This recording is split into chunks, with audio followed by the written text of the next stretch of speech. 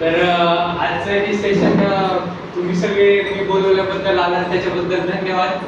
तर आजचं हे सेशन आहे इन्व्हेस्टमेंट रिलेटेड. तर मी दिगंत भुजबळ, माझं CFA लेवल 1 झालंय आणि मी सध्या ट्रेड शाळामध्ये कॅपिटल मार्केट अनालिस्ट म्हणून काम करतो.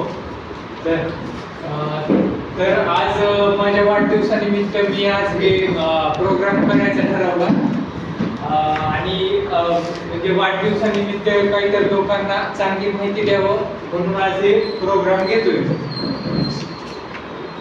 तर पहिला प्रश्न असा आहे की वाय डू वी नीड मनी, हे आपल्याला पैसे कशामुळे लागतात? तर कुणाकडे आहे का उत्तरेचं? पैसे कशामुळे लागतात आपल्याला? कशासाठी लागतात? कशासाठी लागतात किंवा कशामुळे लागतात? डेली नीड्स पूर्ण करत. त्याच्यामधलं एक म्हणजे हे आहे की आपल्याला पैसे ट्रान्झॅक्शन करायला लागतात. म्हणजे पहिल्याच्या काळात कसं होतं की लोक म्हणजे बार्टर सिस्टम होतं पहिले. म्हणजे कुणाकडे गहू जास्त असले तर त्यांनी गहू देऊन दुसऱ्याकडून भात घ्यायचं. तर पहिले असं होतं. तर पण जसं वस्तू वाढत गेल्या म्हणजे गहू पुन्हा मग गहू आणि भात हे दोनच गोष्टी नाही आहेत ना जगात. या जगात भरपूर गोष्टी आहेत, भरपूर फ्रुट्स आहेत, व्हेजिटेबल्स आहेत. तर आपल्याला हे सगळं करण्यासाठी मग काहीतरी एक मध्यभागी काहीतरी एक पाहिजे होतं. त्याच्यामुळं आपल्याला एक सेंट्रल एंटिटी आणावी लागली ज्याला की आपण मनी म्हणून म्हणतो. तर थोडक्यात मनी काय आहे की आपल्याला ट्रान्झॅक्शन करण्यासाठी हेल्प करतं. म्हणजे समजा आता मला बाजारात जाऊन 1 किलो शेंगदाणे आणायचे, तर ते शेंगदाणे मी कसं आणू शकतो? तर मग दरवेळेस ज्याच्याकडे शेंगदाणे जास्त आहेत त्याच्याकडं त्याला माझा गहू लागलच असं सांगता येईल. त्याच्यामुळं मला मध्ये काहीतरी पैसा पाहिजे. म्हणजे मी काय करणार, माझे जे गहू एक्स्ट्रा आहे ते मी विकणार बाजारात आणि पैसे घेणार आणि त्या पैशाने माझ्या गरजा पूर्ण करणार. तर आता ह्याच्यानंतर आता पैसा कंट्रोल कोण करतंय? तर पैसा कंट्रोल करणाऱ्या आपल्या जगात एंटिटीज आहेत, जसं की RBI, पुन्हा अमेरिकेचं फेडरल रिझर्व्ह, इंग्लंडचं बँक ऑफ इंग्लंड, जपानचं बँक ऑफ जपान. तर हे सगळं सेंट्रलाइज मनी, हे सगळे लोक सेंट्रलाइज मनी कंट्रोल करतात. म्हणजे ह्या लोकांचा मनीवर फुल ऑथॉरिटी आहे. जसं आपल्या भारत देशात RBI इंडियन रुपीज कंट्रोल करतं, इंग्लंडमध्ये bank of England British pound control करतं, bank of Japan yen control करतं, चायनाचं central bank Chinese renminbi control करतं. तर असं प्रत्येक देश आपापले हे कंट्रोल करतात. तर आता पुढचा प्रश्न असा आहे की मनीची व्हॅल्यू कुठून डिराईव्ह होते? ह्याचं उत्तर कुणी सांगू शकेल का? की मनीची व्हॅल्यू, आज आपण एखादी 100 रुपयाची नोट आहे त्याला का बरं आपण व्हॅल्यू करतो? कुणाकडे आहे का याचं? 100 रुपये हे 100 रुपये का बरं आपण एखाद्या गोष्टीला व्हॅल्यू करतो?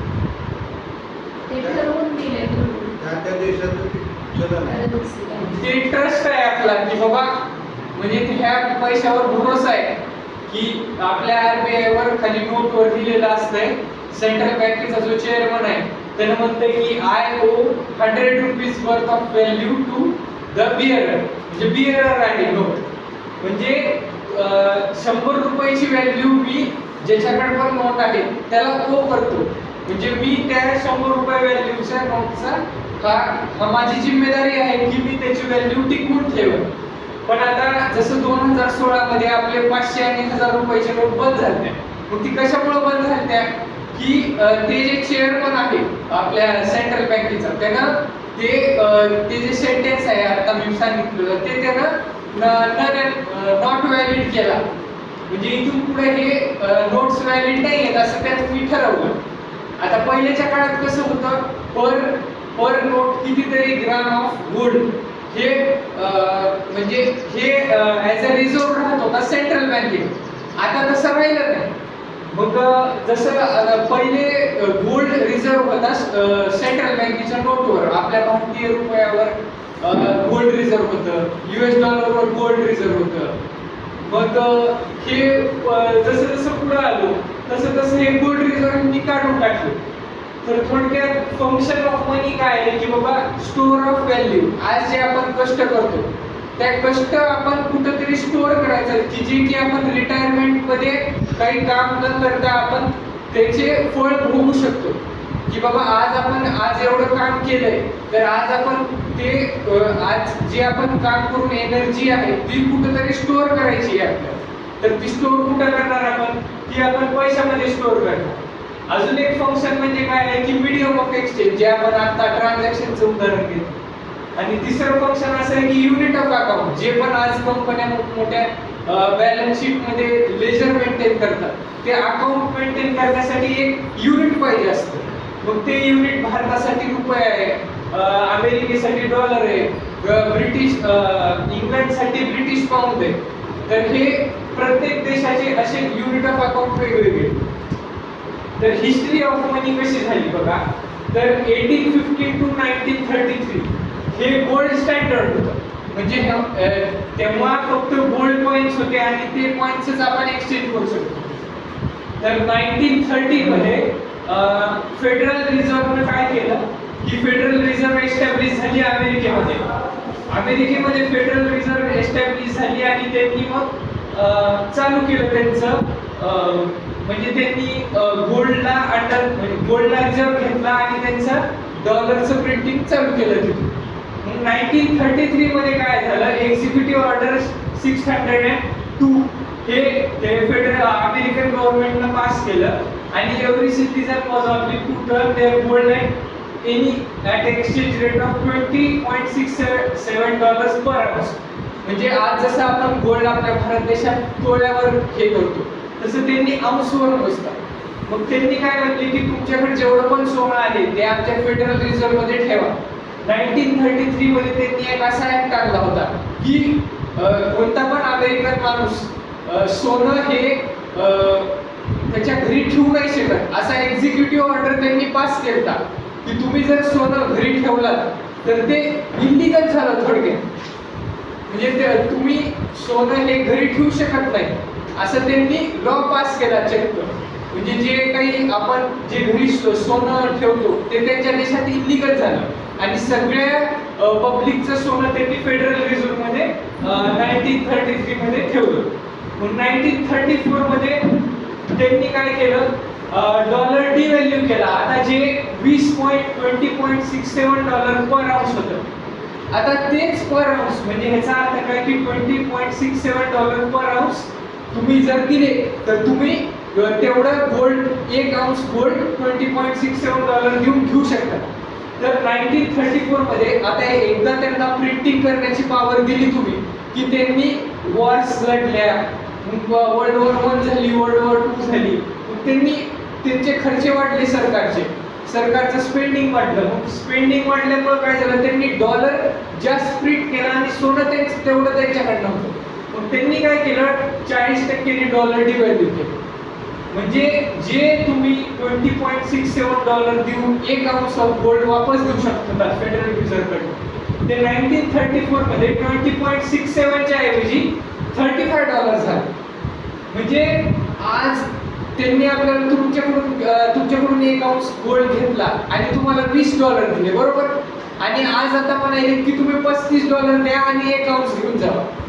म्हणजे हे तुमच्याकडून चोरी झाली ना तुमच्या व्हॅल्यूची. मग हे झालं 1934 मध्ये. मग 1944 मध्ये त्यांनी वर्ल्ड रिझर्व्ह करन्सी असं US डॉलरला वर्ल्ड रिझर्व्ह करन्सी म्हणून घोषित केलं. 1944 मध्ये काय झालं फॅक्स आला. फॅक्समुळे काय झालं लवकर इकडून तिकडं मेसेज लवकर पाठवायचं चालू झालं. म्हणजे लवकर ट्रान्झॅक्शन व्हायला सुरू झालं. मग आता समजा आपल्याला जर ट्रान्झॅक्शन करायचं म्हणलं तर सोनं अमेरिकेहून इंग्लंडमध्ये किंवा इंग्लंडहून भारतात हे घ्यायला 7-8 दिवस हे फिजिबल नाही ना. मग त्यांनी काय केलं US डॉलरला रिझर्व्ह करन्सी म्हणून घोषित केला आणि ब्रेटन वुड्स ॲग्रीमेंट सगळ्या देशांमधून साईन करून घेतलं. मग 1944 मध्ये त्यांनी US डॉलरला वर्ल्ड रिझर्व्ह करन्सी म्हणून घोषित केलं आणि हे थोडे काळ असं चाललं. मग इथून पुढे काय झालं 1971 मध्ये प्रेसिडेंट रिचर्ड निक्सन नावाचा एक प्रेसिडेंट आला आणि रिचर्ड निक्सनने काय केलं की आतापर्यंत तुम्हाला कमीत कमी $35 तर कापणीला भेटत होते एका औंस गोल्डला, ते त्यानं पूर्णच काढून टाकला 1971 मध्ये. टोटलच त्यांनी काढून टाकला आणि फियाट म्हणजे त्यांनी टोटलच त्यांच्या आता गोल्ड अंडरनीथ काहीच नाही, त्यांनी गोल्ड रिझर्व्ह आहे आणि सगळ्या देशांना कंपल्सरी केलं की तुम्हाला जर इंटरनॅशनल ट्रेड करायचं असेल तर तुम्ही फक्त गोल्ड मध्ये US डॉलर मध्येच करायचा. US डॉलर मध्येच केल्यामुळे काय झालं त्यांच्या US डॉलरला डिमांड आहे, म्हणून त्यांनी काय केलं गोल्ड रिझर्व्हच हे काढूनच टाकलं 1971 मध्ये. मग व्हॅल्यू 1971 मध्ये त्यांनी काढलं आणि 1980 मध्ये $35 जे एक औंस ऑफ गोल्ड होता ते $35चा एक औंस ऑफ गोल्ड जवळपास $870 झाला. म्हणजे बघा $35 कुठं आणि $870 कुठं, म्हणजे बघा किती पट गोल्डची व्हॅल्यू वाढली 1971 ते 1980 पर्यंत, किती पटाने गोल्डची व्हॅल्यू वाढली बघा तुम्ही. म्हणजे 40 ते 800 म्हणजे जवळपास 20 गुणा, 20 पेक्षा जास्त गुणा फक्त 10च वर्षात गोल्डची किंमत वाढली. मग आता ह्याच्यावरून आपल्याला काय लक्षात येतंय की आजपर्यंत जे ह्युमॅनिटीने डिस्कव्हर केलं की गोल्ड हे खरा म्हणजे, पण मागच्या 19th सेंचुरी मध्ये काय झालं की अमेरिकेनं जे काही युद्ध लढले त्याच्यामधून त्यांनी वरी आले आणि त्यांनी काय केलं की US डॉलर हे वर्ल्ड रिझर्व्ह करन्सी म्हणून घोषित केलं आणि ते केल्यामुळं त्यांना ॲज अ रिझर्व्ह करन्सीचा स्टेटस भेटला. मग हे आता प्रॉपर्टीज ऑफ मनी त्यांनी US डॉलर मध्ये हे सगळे प्रॉपर्टीज आणल्या. कसं सुरुवातीला त्यांनी गोल्ड ला द्यायला चालू केले, त्यांनी काय केलं ड्युरेबल. आता गोल्ड ड्युरेबल असते, गोल्ड कुजत नाही, रस्ट होत नाही, काहीच होत नाही गोल्डला. वर्षानुवर्षाचा गोल्ड आजपर्यंत तसाच. म्हणजे जे गोल्ड एन्शियंट काळापासून चालत आलेलं आहे ते जे पहिल्यांदा माइन केलं माइन्स मधून जाऊन ते आजपर्यंत तसाच आहे. आता दुसरा प्रॉब्लेम काय डिव्हिजिबिलिटी. गोल्ड डिव्हिजिबल नव्हता म्हणून US डॉलर पुन्हा इंडियन रुपी हे करन्सी म्हणून गोल्ड डिव्हिजिबल किती होणार आहे. आता 1 ग्राम पेक्षा खाली नाही ना जाऊ शकत. आज 1 ग्राम 3000 रुपये 4000 रुपये. मग आता आज आपण बाजारात गेल्यावर 1 ग्राम घ्या आणि आम्हाला सामान द्या असं नाही ना करू शकत. 10 रुपयाची वस्तू घ्यायची असली तर सोनं घेऊन आपण नाही जाऊ शकत, म्हणून त्यांनी हे फियाट सिस्टम आणलं.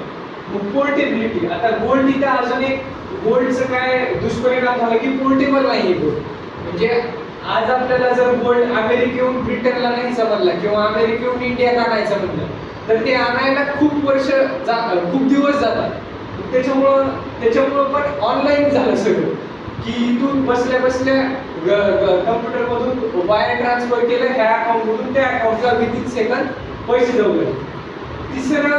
चौथं म्हणजे काय ऍक्सेप्टेबिलिटी. गोल्ड आजपर्यंत का बरं व्हॅल्यू होल्ड केलं की जगात तुम्ही कुठं पण जावा गोल्डला व्हॅल्यू आहे. चौथी गोष्ट काय स्कॅरसिटी. स्कॅरसिटी म्हणजे दुर्मिळता. किती दुर्मिळ आहे ती गोष्ट.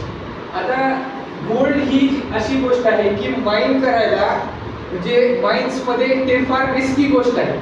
म्हणजे गोल्ड जर नवीन गोल्ड आता समजा आज ह्या जगात 1000 टन गोल्ड आहे तर दरवर्षी इतकी टेक्नॉलॉजिकली आपण ऍडव्हान्स झालो पण दरवर्षी फक्त 2% ऑफ म्हणजे आज 1000 टन आहे तर दरवर्षी फक्त 2%च नवीन गोल्ड आपण माइन करू शकायलो.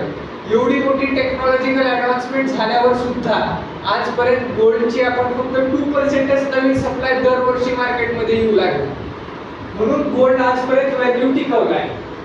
पाचवा आहे फंजिबिलिटी. म्हणजे फंजिबिलिटी म्हणजे काय 1 ग्राम गोल्ड हे कोणत्याही देशात जावा 1 gram gold is equal to 1 gram gold. 1 gram gold is equal to म्हणजे फंजिबिलिटी ह्याचा अर्थ काय की असं नाही की बाबा 1 ग्राम गोल्ड माझ्या देशात वेगळा आणि दुसरीकडे वेगळं. सगळीकडे सेम होतात. आता टॅक्स लावतात तो भाग वेगळा पण व्हॅल्यू जी आहे गोल्डची ती कोणत्याही देशात 1 ग्राम 1 तोळा 1 औंस ही एकच. तिकडे पण सेमच राहणार आणि इकडेही सेमच राहणार. मग आता ह्याच्यामुळं काय झालं आता हे इन्फ्लेशन मार्केटमध्ये असं आलं की ह्यांनी जे US डॉलर इंडियन रुपी हे जे ह्यांनी गोल्डला बॅक केलं आणि 1971 मध्ये प्रेसिडेंट रिचर्ड निक्सननी काढून टाकलं US डॉलरला रिझर्व. मग त्यांनी तिथून पुढं अंधाधुंद पैसा छापायला सुरुवात केली. आता 2019 मध्ये जे कोविड क्रॅश आला तेव्हा कोविड क्रॅश मध्ये त्यांनी जवळपास $3 ट्रिलियन नवीन डॉलर्स इकॉनॉमी मध्ये आणले होते. आज आपली जीडीपी आहे 4 ट्रिलियन. जे भारत देशाची जीडीपी $4 ट्रिलियन आहे आणि त्यांनी जवळपास 2 ते 3 महिन्यात $3 ट्रिलियन ऑफ मनी इकॉनॉमी मध्ये आणला. म्हणजे हे जे इन्फ्लेशन आहे ते त्यांनी त्यांच्या वर्ल्ड रिझर्व्ह करन्सी स्टॅटस मुळे करू लागले. आणि हे इन्फ्लेशन कुणाच्या खिशातून जाते? आता समजा फॉर एक्झाम्पल आपण ह्या हॉलमध्ये 20 लोक, प्रत्येकाकडे एक रुपयाची नोट आहे. मग आता 20 रुपये आणि माझ्याकडे 20 हे ऍपल आहे. तर आता ह्या इकॉनॉमी मध्ये काय झालं, 20 रुपये इज इक्वल म्हणजे 20 रुपये आहेत आणि 20च ऍपल आहे, म्हणजे 1 रुपये इज इक्वल टू 1 ऍपल. पण अचानक समजा कोणतर सेंट्रल एंटिटी आहे, त्या सेंट्रल एंटिटीनं अचानक समजा 20च्या ऐवजी 23 रुपये 3 रुपये ऍडिशनली मार्केटमध्ये आणले. मग आज आता एक ऍपल जे तुम्हाला 1 रुपयाला भेटत होता ते आता एक ऍपल 1 रुपयाला नाही भेटणार तुम्हाला.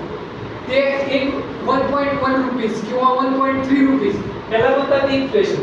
तर हे इन्फ्लेशन काय झालं, आता तुमच्याकडे सगळ्यांकडे तर 1 रुपयाची नोट आहे, तुमच्याकडे सगळ्यांकडे एकच. आता हे ऍडिशनल 0.1 रुपीज तुम्ही कुठून आणा? त्याच्यासाठी तर आपण काही केलं नाही ना. मग आता हे फेडरल रिझर्व्हनी जे हे छापून आणले $3 ट्रिलियन ऑफ वर्थ ऑफ मनी, हे तुमच्या खिशामधली व्हॅल्यू कमी झाली आणि त्यांनी नवीन छापले नोट.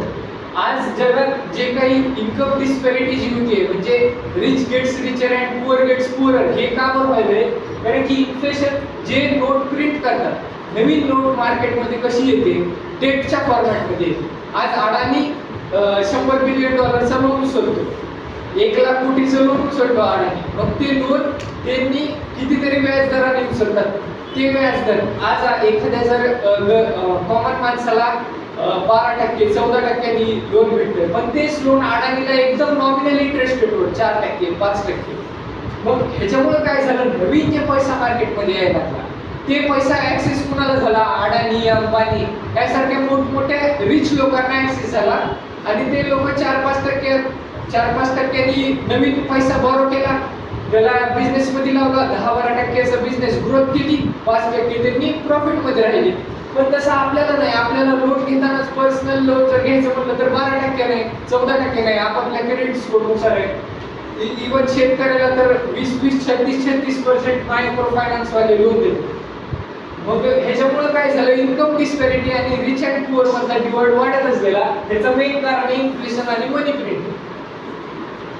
मग आता US डॉलर हे कंझ्युमर गुड्सच्या खिलाफ 1920 पासून ते 2020 पर्यंत जे $26 वर्थ ऑफ गुड्स हे होते, ते आज $1 आहे.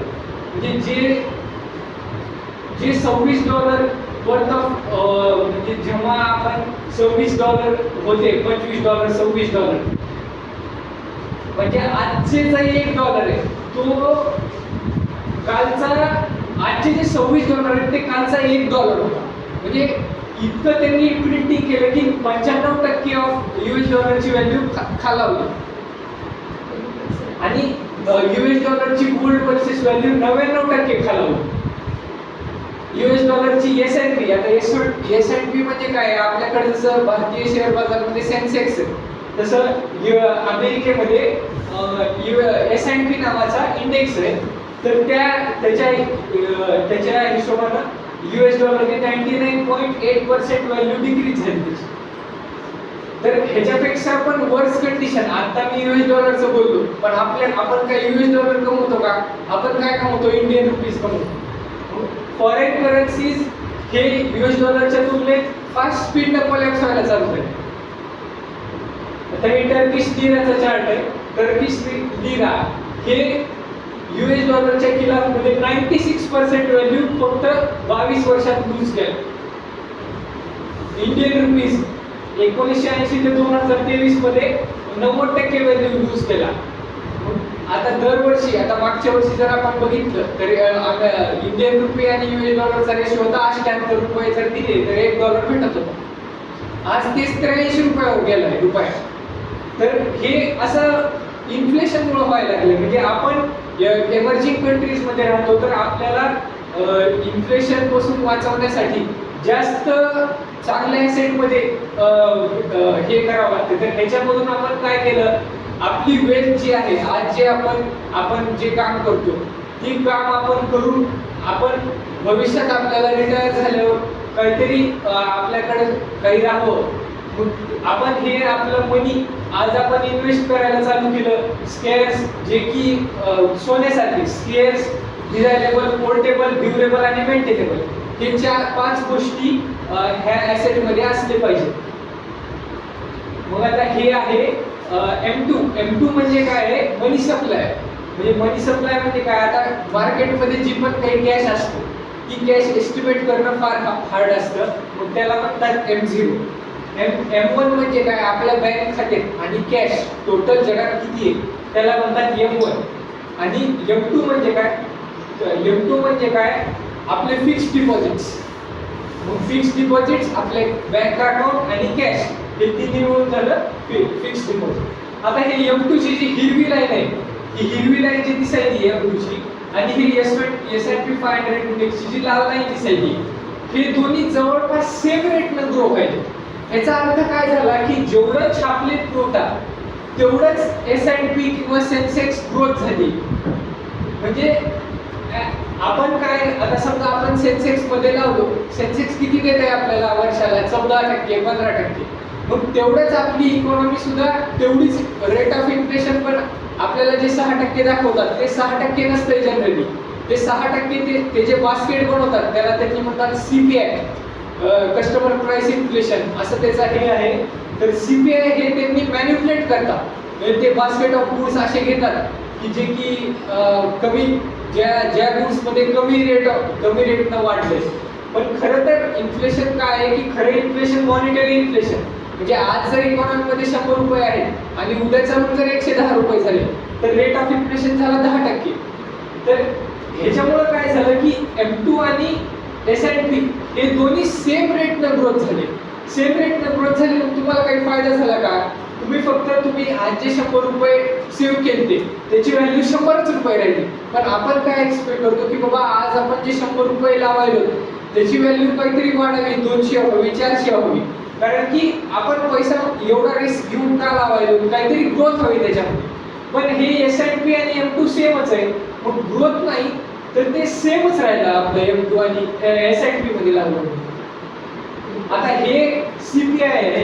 हे CPI म्हणजे काय, फेक इन्फ्लेशन, जे आपल्याला गव्हर्नमेंट एजन्सीज सांगतात. आता हे US चं इन्फ्लेशन, हे CPI हे 2% सांगतात. आणि ऍक्च्युअल इन्फ्लेशन रेट आहे 8%, 9%. म्हणजे दरवर्षी 9% डॉलर्स नवीन मार्केटमध्ये येतात. आता अशी कंडिशन झाली आहे अमेरिकन इकॉनॉमीची की प्रत्येक 100 दिवसानंतर $1 ट्रिलियन वर्थ ऑफ मनी ते मार्केटमध्ये आणायला लागले. आपली GDP 4 ट्रिलियन आहे आणि त्यांनी प्रत्येक 100 दिवसांमध्ये नवीन 1 ट्रिलियन मार्केटमध्ये आणायला लागले. म्हणजे तुम्ही विचार करा, ॲज अन इंडियन किंवा India whole as a country GDP 4 trillion आणि नवीन 1 ट्रिलियन मार्केटमध्ये यायला लागला. म्हणजे आपली जी 4 ट्रिलियन डिवायडेड बाय टोटल जे मनी सप्लाय आहे ते जवळपास 100 ट्रिलियन, 120 ट्रिलियन आहे. आपण त्याच्यामधला 4 ट्रिलियन कॉन्ट्रीब्यूट करतो. मग नवीन 100 दिवसाने 1 ट्रिलियन ऍड झाला. 4 ट्रिलियन डिवायडेड बाय 120, हे आज आपला त्या वर्ल्ड इकॉनॉमीमध्ये पार्ट आहे आपला. मग हे नवीन 1 ट्रिलियन मध्ये ऍड झाला. मग आपल्याला दिसायला तर दिसतंय की बाबा GDP ग्रोथ 8% व्हायली, 6% व्हायली, 7% व्हायली. पण खरं जर बघायचं म्हटलं की जेवढं मनी प्रिंटिंग व्हायलंय, जेवढं मॉनिटरी इन्फ्लेशन व्हायलंय, तेवढंच आपला GDP ग्रोथ व्हायला. आता ही कंडिशन अजून वर्ष आहे आपल्यासारख्या नेबरिंग कंट्रीजसाठी, पाकिस्तान, श्रीलंका, बांगलादेश. आता ह्या सगळ्या कंट्रीजमध्ये का बरं सरकार पलटली, कारण की त्यांनी ह्या ऍक्च्युअल इन्फ्लेशनला सुद्धा त्यांचं GDP ग्रोथ मॅच झालं. मग त्यांच्याकडं उलट जे आज आपल्याला दिसतंय की बाबा GDP ग्रोथ 5% झाली, 6% झाली, 5%, 6% म्हणजे तुम्ही इथे यायला तुमचं. मग ह्याच्यामुळं काय झालं की तिथं लोक बेरोजगार झाले किंवा त्यांच्याकडे जे पैसा आहे त्याला व्हॅल्यूच राहिली नाही. आता व्हेनेझुएला नावाचा एक देश आहे, तिथं पैसे असे खाली रोडवर कचरा कसा असतंय आपल्याकडे, तसं तिथं पैसे पडलेले असते. म्हणजे त्यांनी इतकी हेवीली प्रिंटिंग केली आहे की त्यांच्याकडे पैशाला व्हॅल्यूच राहिली नाही. मग आता हे आहे. आता अजून एक ह्याच्यामधलं आता उदाहरण असं आहे की बाबा आता आपण एवढं सगळं आपण माहिती घेतली आणि आपण इन्व्हेस्ट करायला चालू केली, पण इन्व्हेस्ट करणं पण सोपं नाही. आता हे कसं, तर आता S&P 500 चे हे असे दिवस आहेत. आता हे S&P 500 इंडेक्सचा हा जो चार्ट आहे हे 7.82% मागच्या 30 वर्षात त्यांनी रिटर्न दिलं. आता समजा तुम्ही बेस्ट 10 दिवस म्हणजे बेस्ट 10 दिवस जर तुम्ही समजा ते मार्केटमध्ये लावलेले पैसे जर काढले असते, तर बेस्ट 10 दिवस जर तुम्ही सोडले असते, तर तुमचं 7.82% चा जे तुमचं ग्रो झालाय पैसा, ते फक्त 5% ग्रो झाला असता.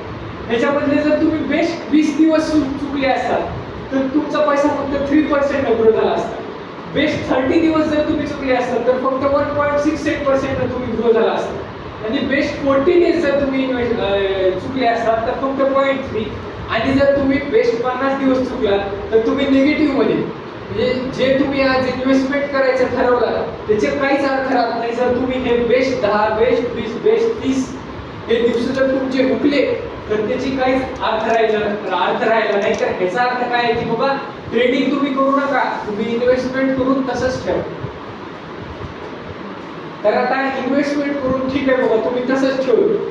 आता इन्व्हेस्टमेंट करून तुम्ही तसंच ठेवलं, तुम्ही लावलं S&P 500 मध्ये, S&P 500 मध्ये लावलं किंवा सेन्सेक्स मध्ये लावलं, निफ्टी मध्ये लावलं, S&P 500 मध्ये तुम्हाला 11% रिटर्न दिलं.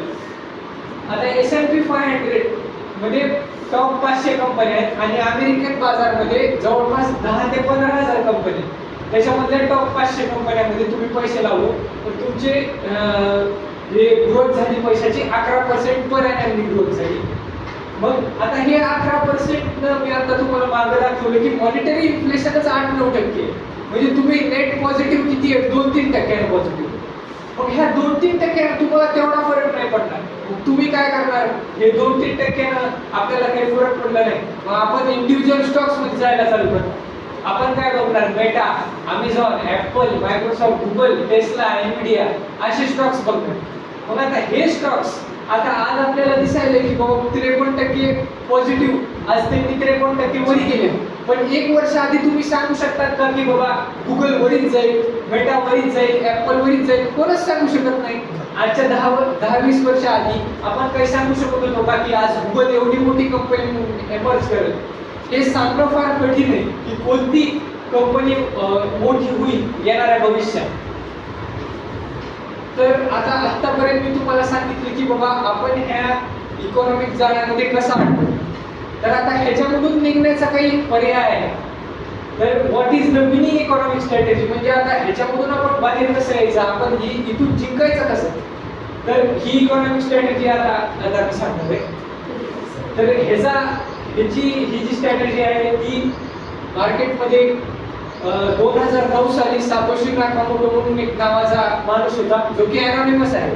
त्यानं आपली ओळख कुणालाच दाखवली नाही. तर त्यानं 2009 साली बिटकॉइन हे मार्केटमध्ये आणलं. आणि बिटकॉइन ही अशी गोष्ट आहे की एका देशाला लिमिटेड नाही आहे.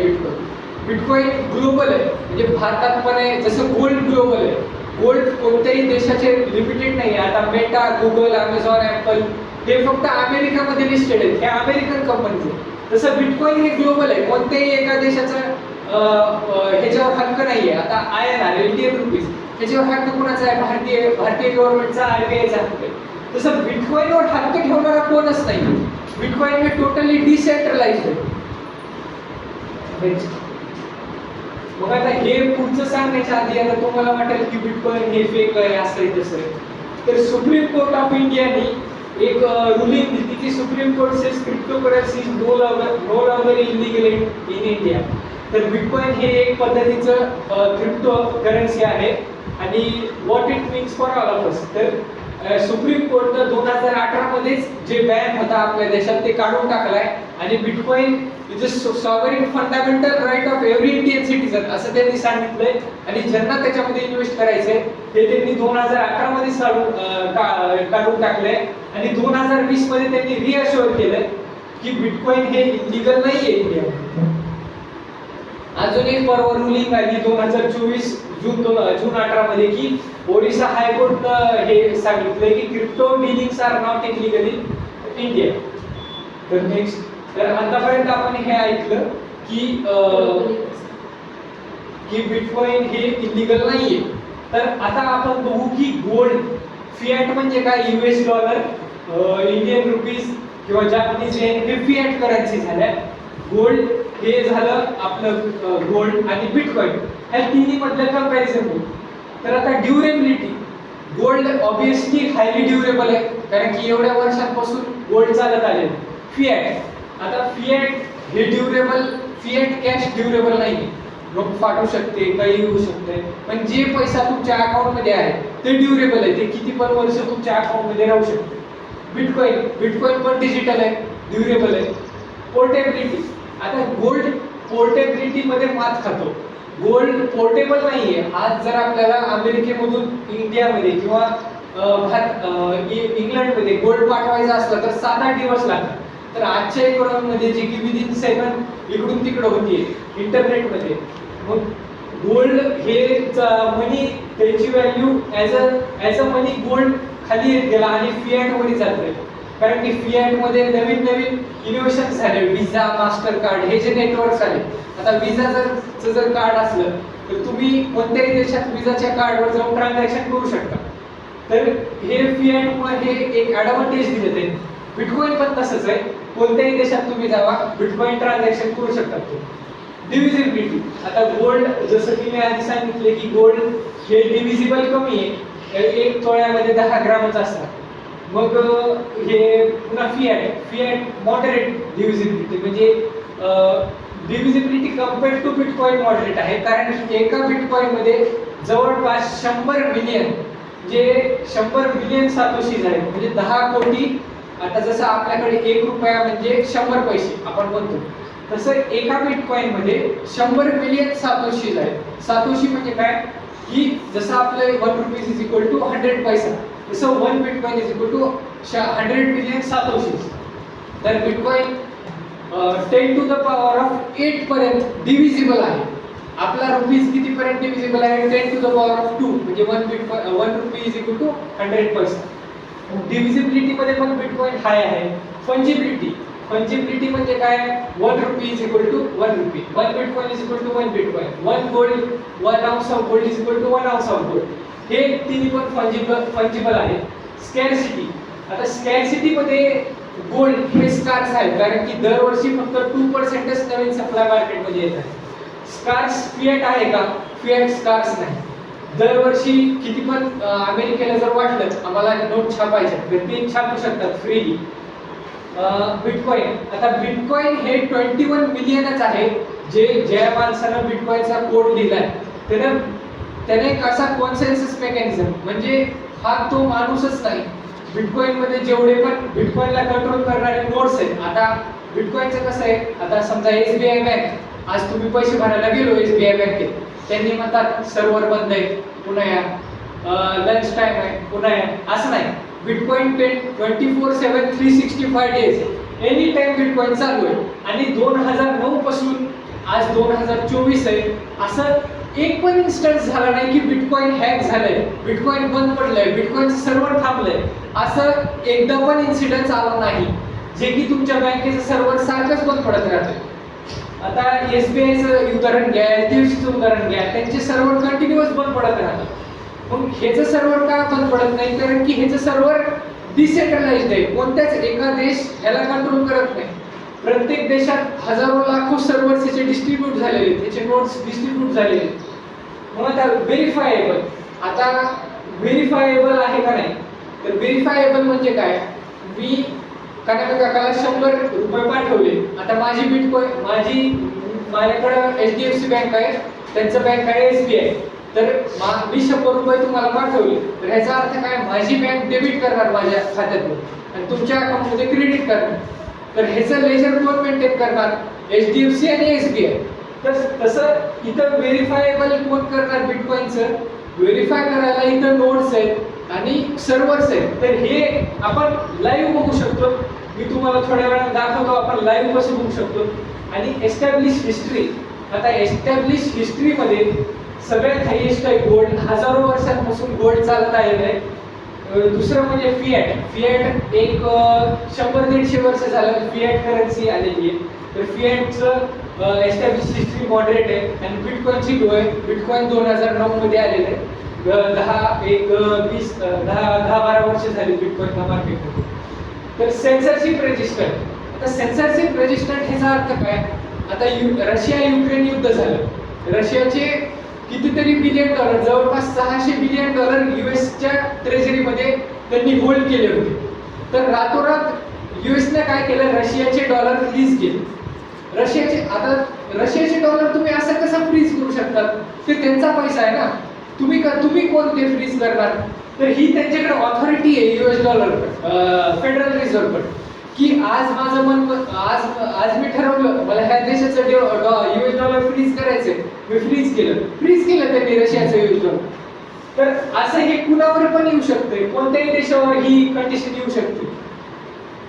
आणि तिसरं म्हणजे स्मार्ट / प्रोग्रामेबल. तर गोल्ड प्रोग्रामेबल नाहीये, फिएट मॉडरेट आहे. आता जे सेंट्रल बँक डिजिटल करन्सी नवीन देश मार्केटमध्ये आणू लागले की आता समजा 500 रुपये डायरेक्ट आधी बँक खात्यात पडत होते, आता 500 रुपयाचा व्हाउचर यायला लागले. तर त्याला त्यांनी नाव दिले सेंट्रल बँक डिजिटल करन्सी. तर त्या व्हाउचरमध्ये त्यांनी कोड केलेला असतंय की बाबा ह्या व्हाउचरचा ह्याच्यासाठीच उपयोग होणार. 500 रुपयाचं जे व्हाउचर आहे हे मी गॅस सिलेंडरसाठीच उपयोग होणार ह्याचा. आधी काय करायचे, 500 रुपयाचं व्हाउचर याला असंच काहीतरी दुसरंच काहीतरी खर्च करायचे, 500 रुपये उडवून टाकायचे. आता तसं नाही राहिलं. CBDC आल्यापासून त्यांनी थोडं प्रोग्रामेबिलिटी वाढली आहे फिएट करन्सीची. बिटकॉइनची प्रोग्रामेबिलिटी हाय आहे, कारण की बिटकॉइन हे कोड आहे, त्याच्यावर तुम्ही अनेक प्रकारचे कोड त्याच्यावरील तुम्ही कोड करून आणू शकता. तर बिटकॉइन हे काय आहे, बिटकॉइन हे डिजिटल कॅपिटल आहे, बिटकॉइन हे डिजिटल प्रॉपर्टी आहे, बिटकॉइन हे डिजिटल वेल्थ आहे, आणि बिटकॉइन हे डिजिटल मनी आणि डिजिटल एनर्जी आहे. तर बिटकॉइन हे फिजिकल आहे, तुमच्या खात्यामध्ये जसं तुम्हाला पैसे दिसतात तसंच हे बिटकॉइन पण तुमच्या वॉलेटमध्ये दिसेल. आणि बिटकॉइनचा फायदा काय आहे डिजिटल असल्याचा, तुमचं बिटकॉइन कोण पण कॉन्फिस्केट, म्हणजे इंदिरा गांधींच्या काळात त्यांनी एक सिलिंग ऍक्ट नावाचा एक ऍक्ट आणला होता. तर त्याच्यामध्ये काय केलं त्यांनी की त्यांनी ज्यांच्याकडे पण 100 एकरपेक्षा जास्त लँड असेल ते 100 मग ते त्याच्यावरचं जे लँड आहे ते त्यांनी सरकार जमा केलं आणि लोकांना डिस्ट्रीब्यूट केलं. मग आता ह्याची ऑथॉरिटी त्यांना कोण दिली, आता ज्या पण लोकांकडे आधी 500 एकर किंवा किती पण एकर जमीन असेल ते त्यांनी त्यांच्यावरचे सोवर कमवली, त्यांनी काहीतरी काम केलं म्हणून ती त्यांच्याकडे आली. असे काही लोक असतील की ज्यांनी कोणाची लूट करून कोणाचं काय करून, पण असं काय करू शकत ना की तुम्ही सगळ्यांनीच कोणाचं तर मुंगी पोरगाळून शेती जमा केली, असं नाही ना. तर हे का बरं त्यांनी करू शकले, कारण की लेजर मेंटेन आज जे लेजर मेंटेन होत आहे शेतीचं प्लॉटचं, हे लेजर मेंटेन करणारी एंटिटी आपली गव्हर्नमेंट आहे. गव्हर्नमेंट त्याचं लेजर मेंटेन करते की बाबा हा नंबर प्लॉट, ही नंबर शेती, ही X पर्सनची आहे. तर ह्याच्यामुळे त्यांनी हे करू शकले. तर इथं लेजर मेंटेन करणारा गव्हर्नमेंट नाहीये, त्याच्यामुळे हे कॉन्फिस्केट करण्याचा विषयच गेला. कारण की लेजर मेंटेन करणार तुमच्या आमच्यासारखे लोक आहेत, हे पूर्ण डिसेंट्रलाइज्ड आहे. आज मी सुद्धा लेजर मेंटेन करू शकतो बिटकॉइनचं. नेक्स्ट, आता हे झालं एक कॉन्फिस्केट. आता हे एक चार्ट आहे की जिथं लँडचे प्राइसेस वाढतात तिथं आर्टिफिशियली लँड सुद्धा क्रिएट होतो. आता हे जे डार्क ग्रीन मध्ये तुम्हाला दिसायलंय हे 1630 मधलं लँड आहे, आणि लाईट ग्रीन मध्ये जे तुम्हाला लँड दिसायलंय हे पुन्हा ओशनवर बनवलेलं आहे त्यांनी.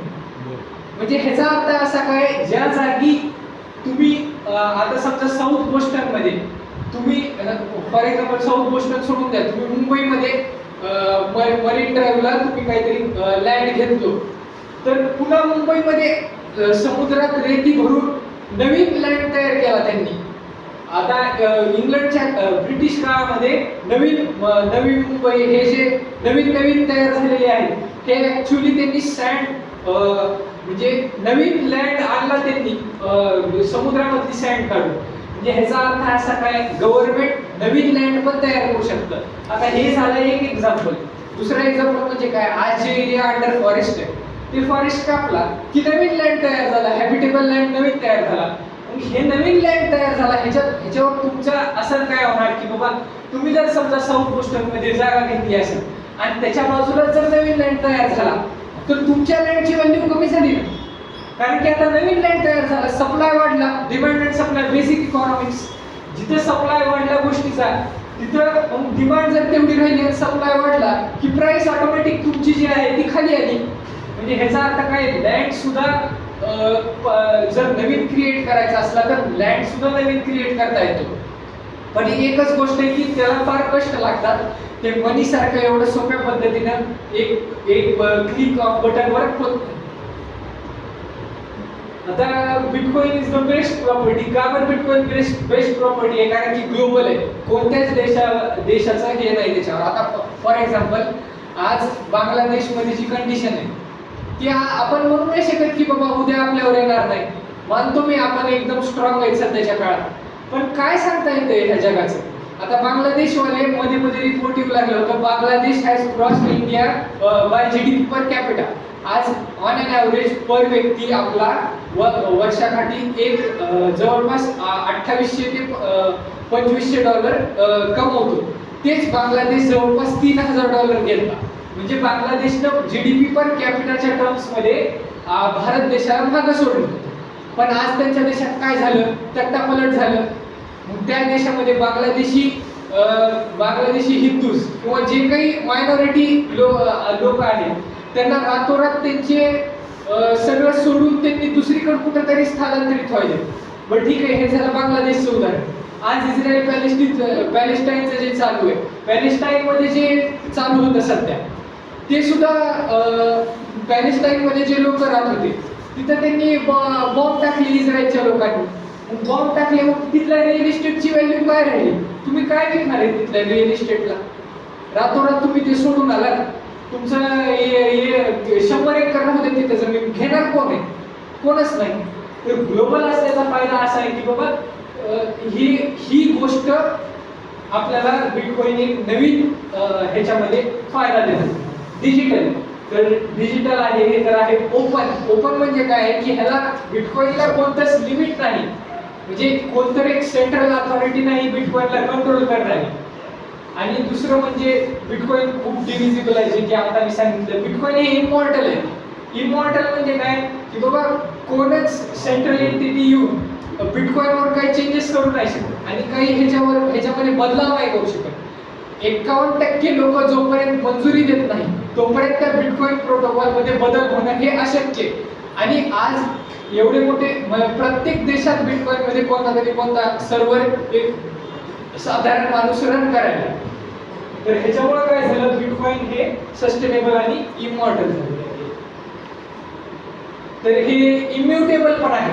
आता इम्युटेबल कसं आहे, आता फॉर एक्झाम्पल आज मी कुणाला तरी पैसे एक्स पर्सनला पैसे पाठवले तर काय आपली बँक आपले पैसे बँक फ्रीज करू शकतात. तर ते फ्रीज कसं, आपल्याच बँकेत आपलेच पैसे फ्रीज होणार. मग त्याला म्हणायचं डिस्ट्रक्टिबल आणि इनएव्हिटेबल. म्हणजे हे इनएव्हिटेबल आहे, ह्याला कोणतीच कंट्री कोणतीच फोर्स ह्याला हे म्हणजे ह्या बिटकॉइनला थांबवू शकत नाही. आता हे आहे थोडक्यात एक चार्ट आहे ज्याच्यामध्ये वेगवेगळ्या कंपनीचा रिटर्न दाखवलाय. तर पलीकडे आहे SAP, IBM ही कम्प्युटर मॅन्युफॅक्चर करणारी कंपनी आहे. CRM, ओरेकल एक टेक जायंट आहे. Amazon, Netflix, Apple, Meta, Microsoft, Google. Bonds silver, gold, Nasdaq हे IT इंडेक्स आहे अमेरिकेचा. S&P 500 हे त्यांचं इंडेक्स आहे, त्यांचं एक सरकार. आणि हे आहे बिटकॉइन आणि हे आहे मायक्रोस्ट्रॅटेजी. तर मायक्रोस्ट्रॅटेजीनं काय केलंय हे मी तुम्हाला थोड्या वेळात सांगतो. तर ह्या कंपॅरिझन मध्ये बिटकॉइननं ऑगस्ट 2020 पासून ते आज एप्रिल हे डेटा 26 एप्रिल पर्यंत आहे. तर तोपर्यंत बिटकॉइननं जवळपास 4 गुणा गेला, जे की 100 रुपयाचे 400 रुपये झाले बिटकॉइन मध्ये, जे की S&P 500 मध्ये 100चे 150 झाले, नॅसडॅक मध्ये 100चे 145 झाले, गोल्ड मध्ये 100चे 115 झाले. तर आणि गुगल मध्ये 100चे 232 झाले, 100चे मायक्रोसॉफ्ट मध्ये 195 झाले, 100चे मेटा मध्ये 159 झाले. आता अमेरिकेला लक्षात आलं, आता आज जे अमेरिकन लोक जे आज पुढे ते फक्त आणि फक्त त्यांच्या प्रिंटिंग मुळे आणि त्यांची US डॉलर जी रिझर्व्ह करन्सी आहे, जो रिझर्व्ह करन्सी स्टॅटस ते एन्जॉय करतात, त्याच्यामुळे पुढे आहे आज.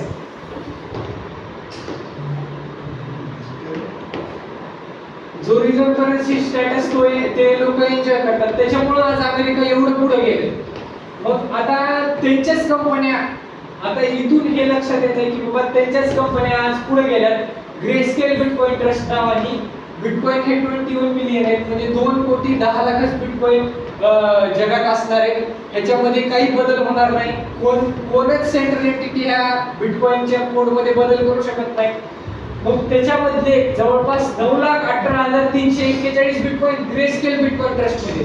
तर ग्रेस्केल बिटकॉइन ट्रस्ट हे काय आहे? हे अमेरिकन लोकांचे त्यांनी एक ट्रस्ट बनवलाय आणि त्यांनी ह्या ट्रस्ट मध्ये इन्व्हेस्ट केलं. मग हे सगळे iShares बिटकॉइन ट्रस्ट, फिडेलिटी नावाचा एक फंड आहे जो की $4 ट्रिलियन ऑफ मनी मॅनेज करतो. म्हणजे त्यांचा ऍसेट अंडर मॅनेजमेंट 4 ट्रिलियन आहे. आज आपलं GDP 4 ट्रिलियन आहे आणि त्यांनी फक्त ऍसेटच 4 ट्रिलियनचे मॅनेज करतात. एक iShares बिटकॉइन ट्रस्ट हे BlackRock नावाच्या एंटिटीज आहे. BlackRock he entity $10 trillion of worth of asset under manage करते. मग त्यांनी सुद्धा ह्या गोष्टीमध्ये 2,74,462 बिटकॉइन घेऊन ठेवले. तर ह्या स्लाइड मध्ये जे पण तुम्हाला मायक्रोस्ट्रॅटेजी, माउंट बॉक्स, जेवढे पण तुम्हाला कंपनीज दिसायले हे सगळे अमेरिकन कंपनीज आहेत. ह्याच्यामध्ये भारतीय कंपनी एक सुद्धा नाही. म्हणजे आज आपण त्यांच्यापेक्षा खूप महाग आहे. नेक्स्ट, हे सगळे त्यांचे ETFs आहेत.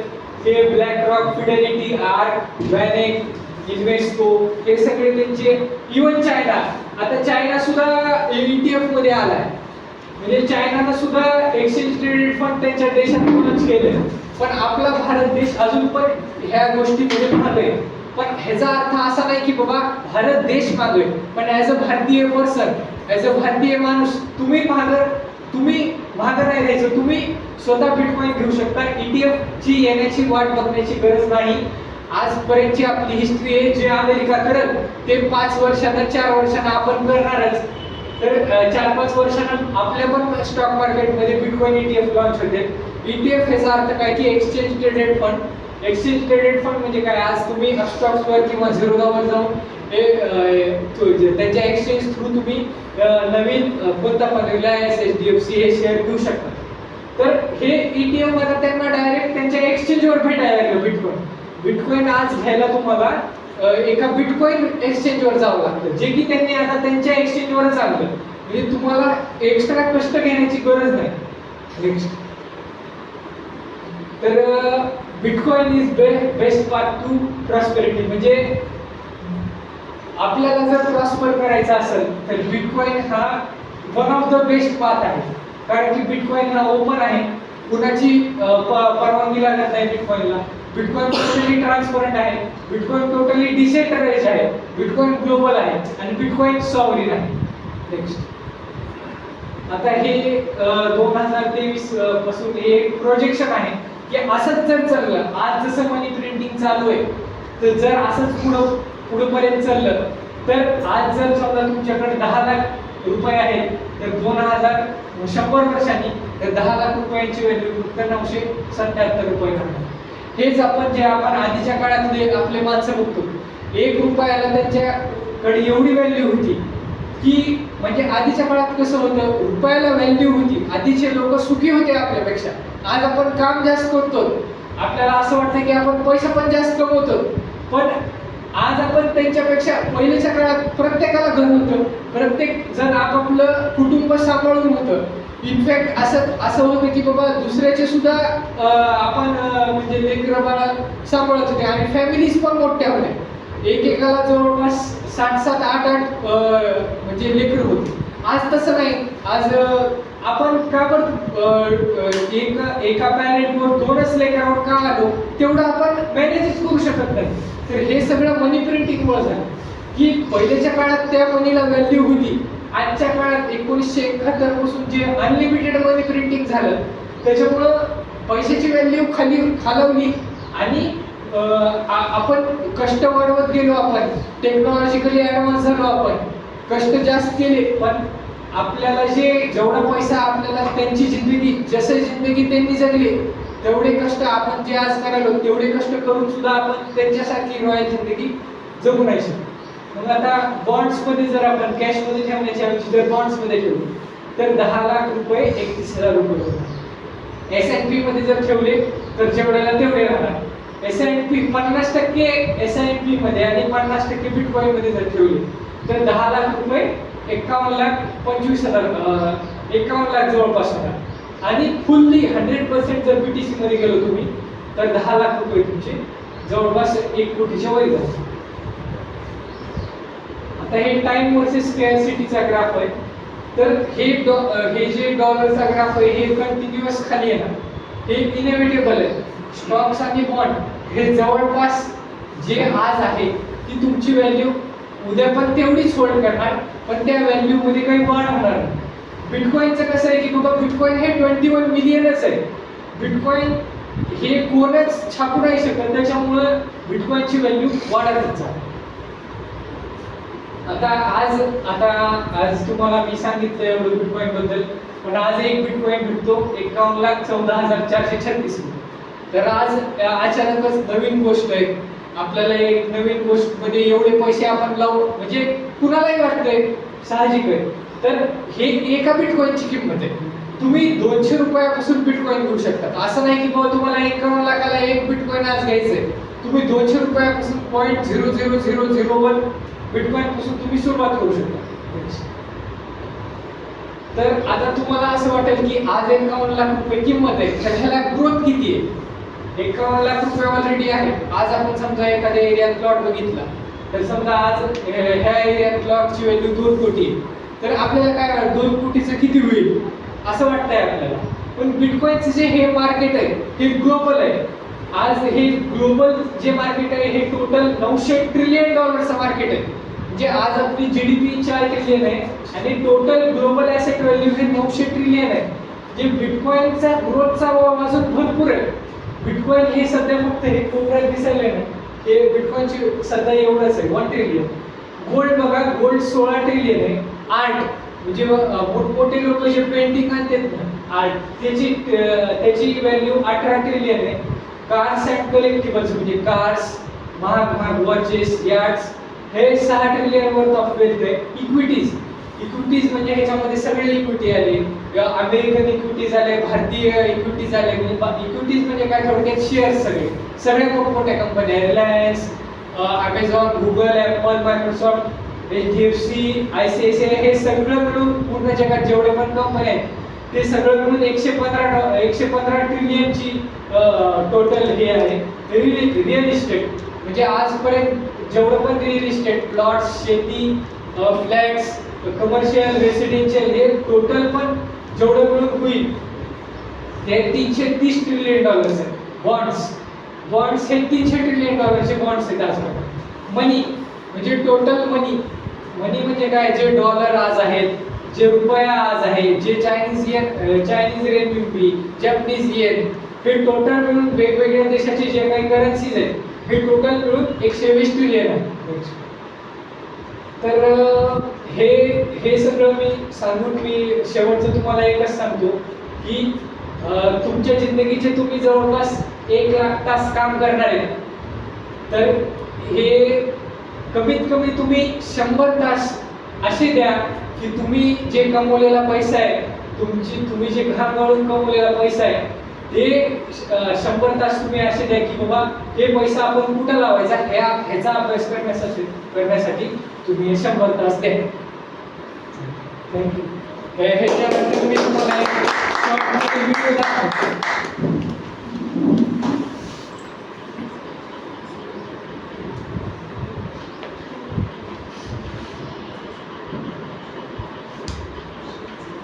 थँक्यू.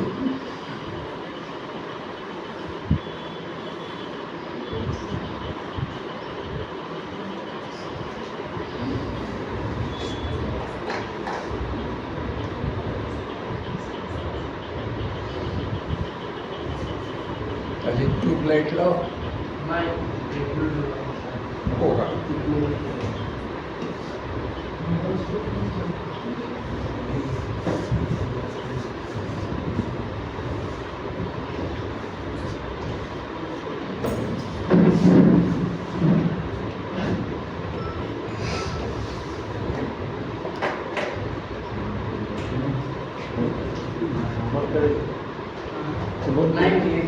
व्हिडिओ तात्या. तर हे माणसाला तुम्ही ओळखत असाल, हे आहे डोनाल्ड ट्रम्प. म्हणजे आधी 2016 ते 2020 मध्ये हा अमेरिकेचा प्रेसिडेंट होता. तर बिटकॉइन 2024 ही अमेरिकेमध्ये कॉन्फरन्स झाली आहे. तर आज तिथं डोनाल्ड ट्रम्प स्वतः येऊन काय म्हणला ते आता तुम्ही सांगा.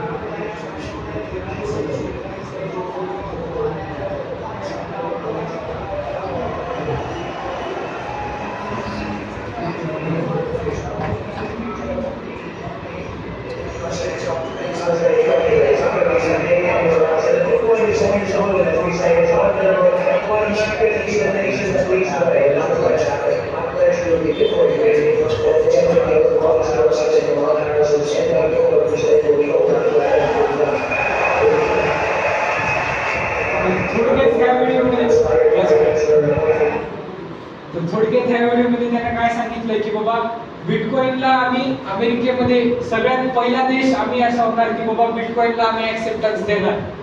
आज डोनाल्ड ट्रम्प असं म्हणायलाय, त्यांना असं म्हणलं की बाबा अमेरिकेनं जर नाही केलं तर उद्या चालून चायना करेल. तर चायनानं करण्याच्या आधी आज मीच करतो. मी जर निवडून आलो 2024 मध्ये तर मी बिटकॉइनला स्ट्रॅटेजिक रिझर्व्ह म्हणून घेणार. म्हणजे जे आधीच्या काळात डॉलर सोन्या स्ट्रॅटेजिक रिझर्व्ह होतं. म्हणजे जेवढं सोनं तेवढं डॉलर छापता येत होतं. आता त्याचं असं म्हणणं आहे की मी जर प्रेसिडेंट झालो बिटकॉइनला मी ॲज अ स्ट्रॅटेजिक रिझर्व्ह घेणार आणि त्याच्यावर डॉलरला हे करणार. त्याच्या कंपॅरिझन मध्ये डॉलर छापू शकणार. म्हणजे त्याचा रेशो ठरवणार त्यांनी. आणि अजून एक असं म्हणलं की बिटकॉइन साठी मी एकदम फ्रेंडली होणार. म्हणजे बिटकॉइन जे कंपन्या आहेत, बिटकॉइन जे लोक वापरते त्याबद्दल पूर्ण फ्रीडम देणार. तर हे अमेरिका करायला लागले आज. तर आज अमेरिका करायला, उद्या चायना करेल. एक आणि एक असा दिवस येईल की इंडिया पण त्या मार्गावर येईलच. तर हे सांगून मी इथं माझं प्रेझेंटेशन संपवतो. थँक्यू.